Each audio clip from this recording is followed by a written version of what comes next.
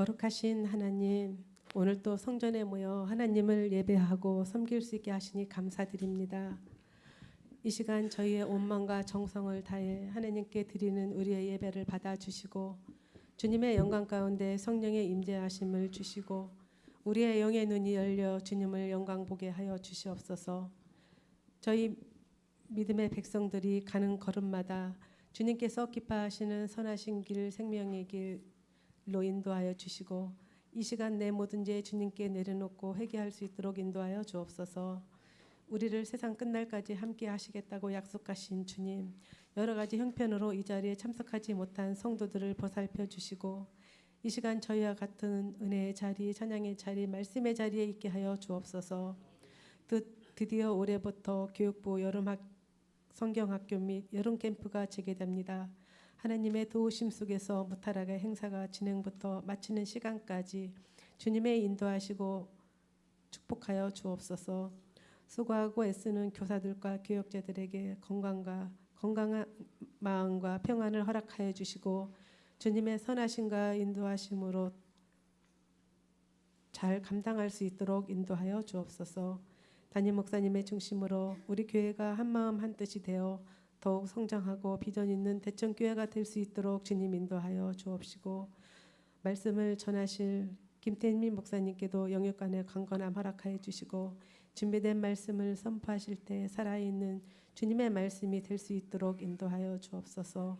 모든 말씀에 감사드리며 예수님의 거룩하신 이름으로 기도드립니다. 아멘.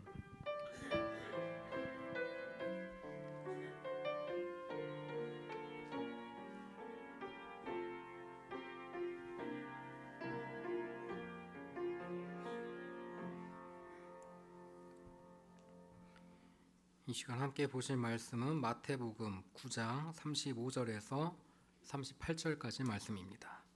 제가 가진 성경으로 신약 14쪽입니다.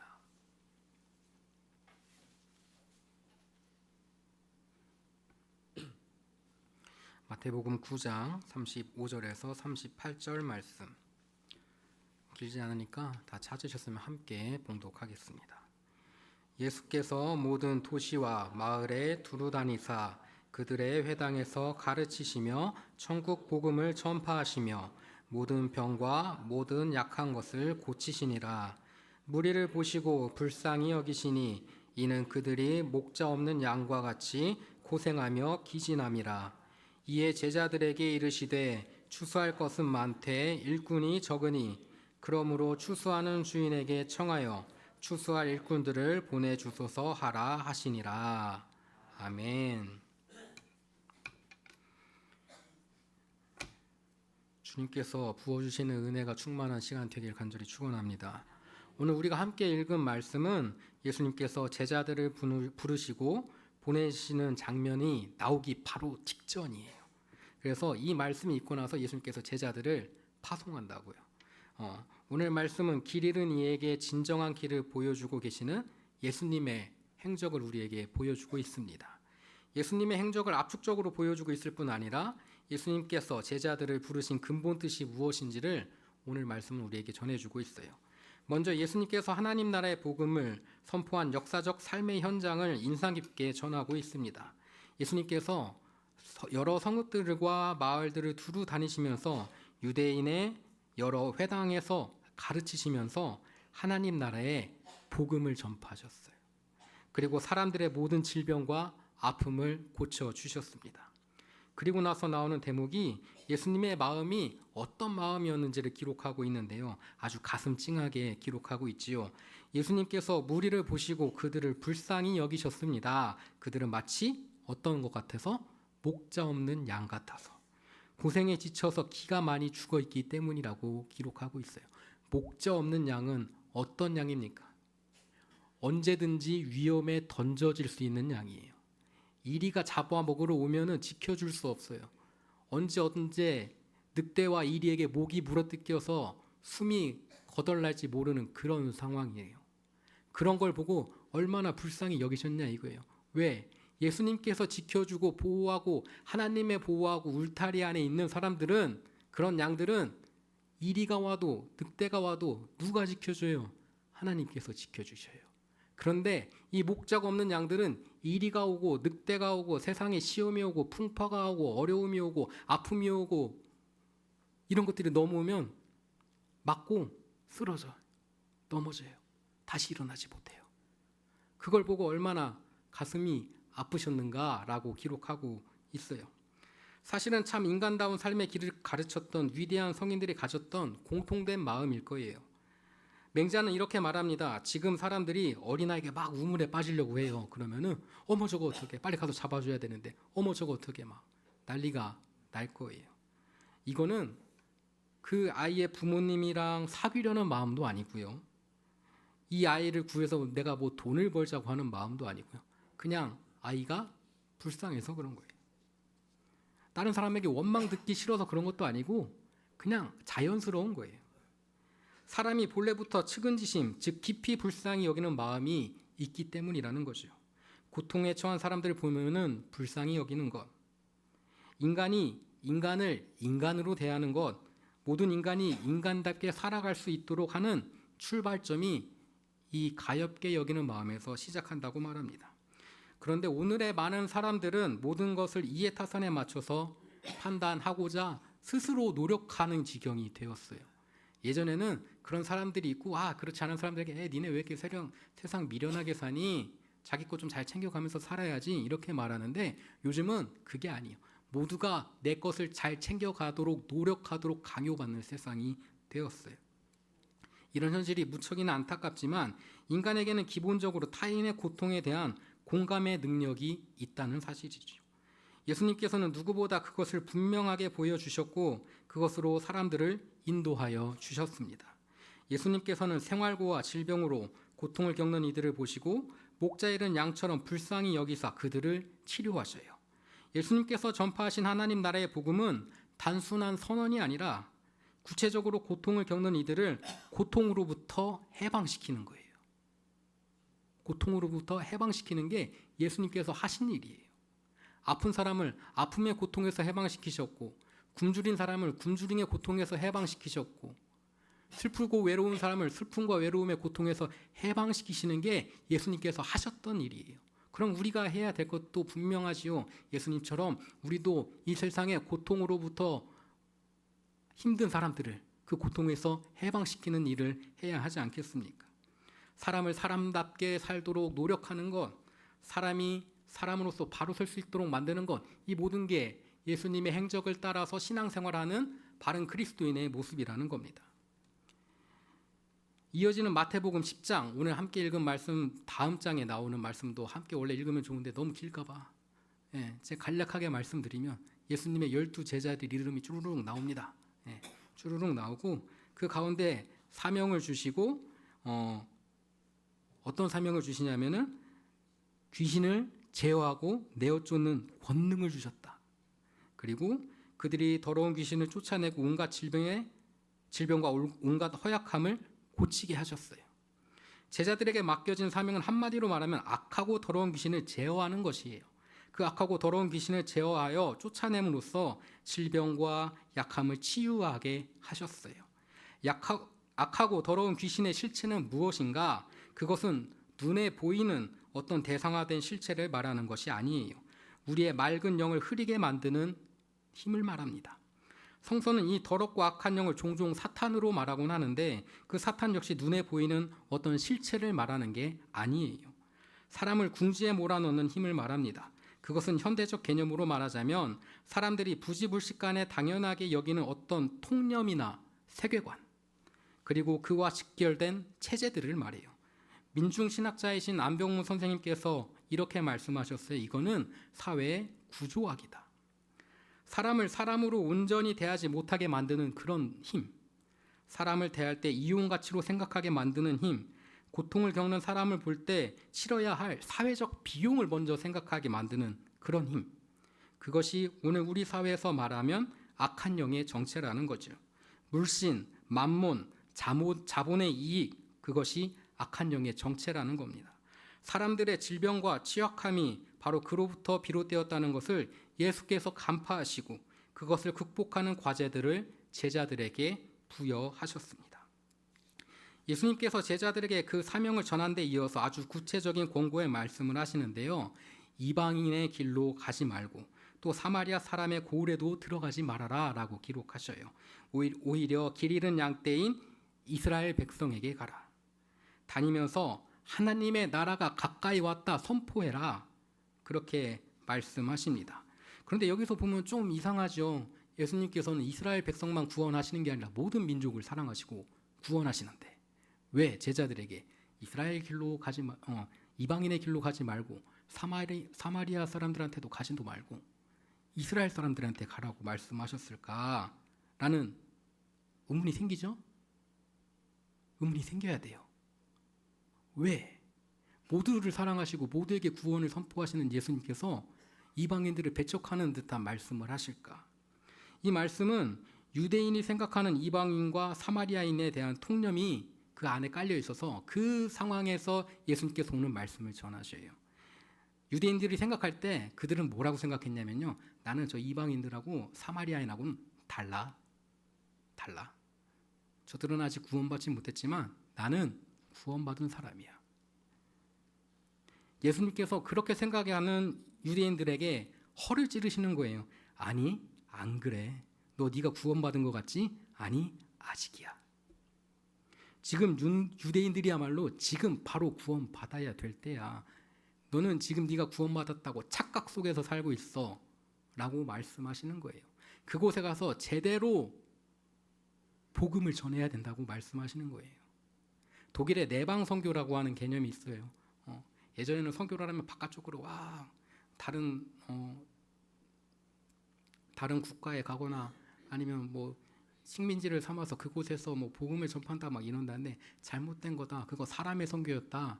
이제는 선교가 하나님의 선교로 바뀌어야 된다. 그러면서 외부로 하나님의 선교를 하는 것보다 내실을 다져야 된다. 우리 안에 스스로를 다시 선교하자라고 하는 개념이었어요.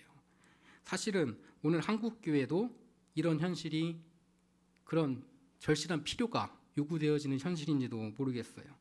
우리나라 밖의 사람들의 고통에 대해서 눈을 감으라는 것이 아니라 자신의 사회의 취약함을 모르고 자신의 문제는 다 해결된 것으로 착각하면 오산이라는 거예요. 이 이야기는 일종의 자기 기만과 허위의식에서 벗어날 것을 우리에게 강력히 요구하고 있습니다. 우리 사회의 노동 문제가 얼마나 심각하며 사회적 취약계층과 소수자의 문제가 얼마나 심각한지를 알아야 된다는 거죠. 그리고 거기에 슬퍼하며 눈물을 흘리며 기도할 줄 알아야 된다는 거예요. 오늘 교회의 선교적 사명은 바로 그 현실을 직시하는 데서 기초되어야 합니다. 본문 말씀 가운데 예수님의 이상한 말씀은 바로 그런 맥락에서 이해되어져야 해요. 우리 스스로가 자정작용을 해야 한다는 것. 내가 구원받았다고 여기는 것, 구원은 내가 쟁취하는 게 아니에요. 내가 열심히 기도하고 내가 열심히 교회에 와서 열심히 예배드리면 구원받는다. 아니에요. 구원은 내가 아무리 착하고 선하게 살아도 불완전한 사람이고 주님 앞에 아무리 죄를 안 짓고자 노력했어도 주님 앞에 나는 죄인이에요. 결국에 우리는 구원받지 못해요. 그런데 우리가 구원에 대한 확신을 얻을 수 있는 것은 내가 노력해서 내가 구원을 쟁취하는 것이 아니라 내가 여기 지옥에 떨어져 있는데 예수님께서 손을 잡아 건네주셔서 내 손을 붙잡아 주시고 끌어올려 주셨으니까 구원받는 거예요. 내 노력이 구원을 쟁취하는 게 아니에요. 모든 구원은 주님께서 우리에게 주시는 거예요. 그러니 우리가 할 수 있는 건 뭐예요? 내 삶에서 최선을 다하고 주님 나를 구원하소서. 주님 나를 구원하소서. 내 노력은 아무것도 아닙니다. 내가 좋은 의도로 했는데 그게 좋은 의도로 했던 것들이 나쁜 일이 될 때도 있어요. 그런데 그렇지 않도록 하나님 도우소서. 내가 구원받았다는 착각 속에 살지 않도록 인도하옵소서. 내가 하나님께서 내 손을 붙잡아 주시기 전에는 내가 구원받은 게 아닌데 나 혼자 내가 열심히 노력했고 내가 헌금 열심히 했고 내가 예배 열심히 드렸고 그래서 나의 삶이 구원받았습니다 라는 착각 속에 빠져서 교만하지 않도록 인도하옵소서. 나를 먼저 돌아보고 내가 진실로 주님 앞에 무릎 꿇고 신앙을 고백하게 하옵소서. 이게 우리 삶 속에서 한 번 하고 땡 요게 아니고 매일같이 매 순간순간 오늘 했으니까 내일 안 해야지 요게 아니에요.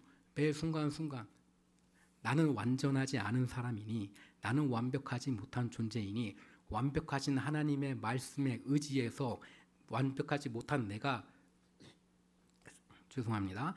완벽하지 못한 내가 주님의 말씀에 의지해서 살아가겠습니다. 오늘도 내일도 모레도 죽는 그 순간까지 내가 노력하며 살아가겠습니다. 주님 인도하옵소서. 이 고백이 그리스도인의 고백이라는 사실이지요.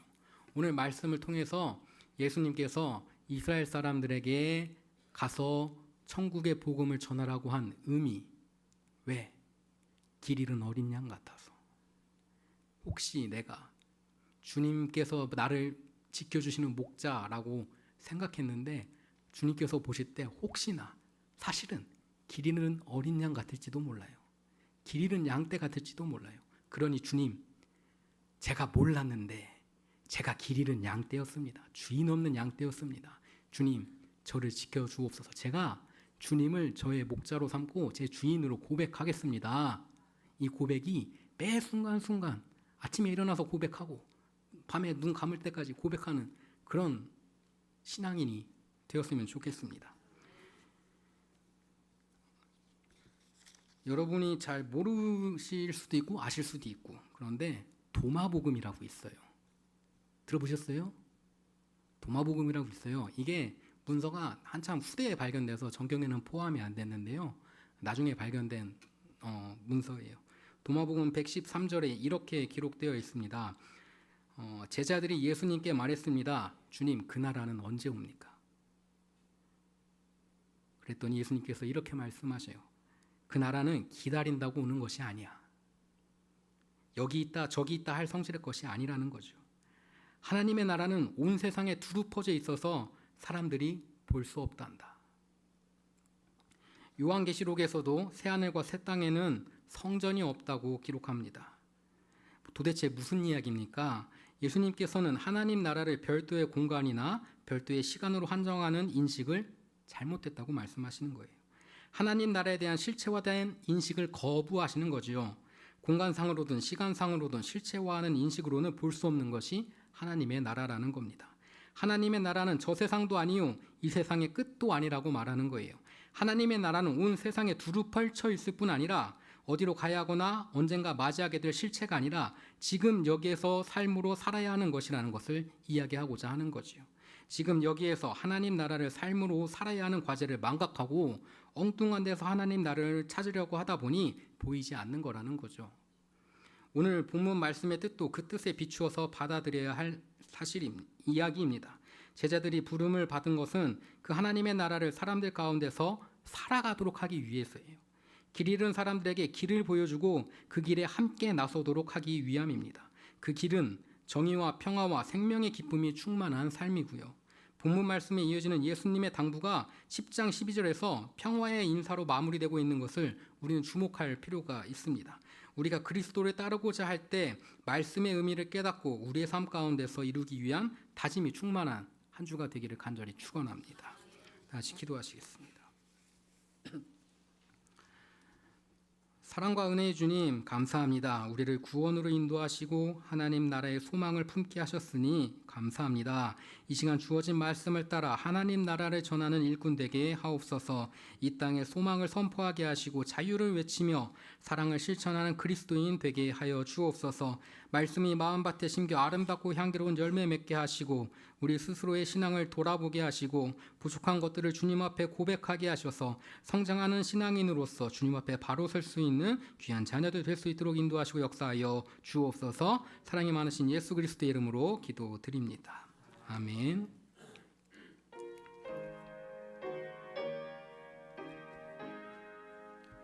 성전을 떠나가기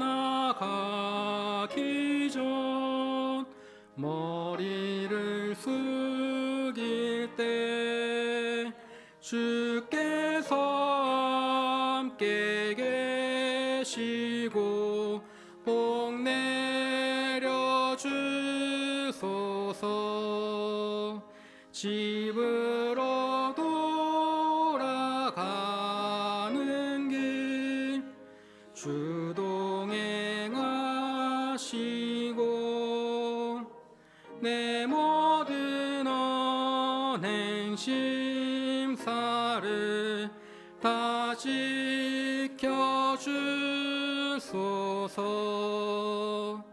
거룩한 날이 다가고 저녁이 되도록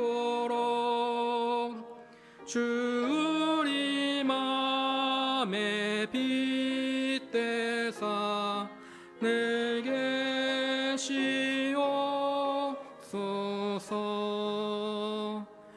아멘.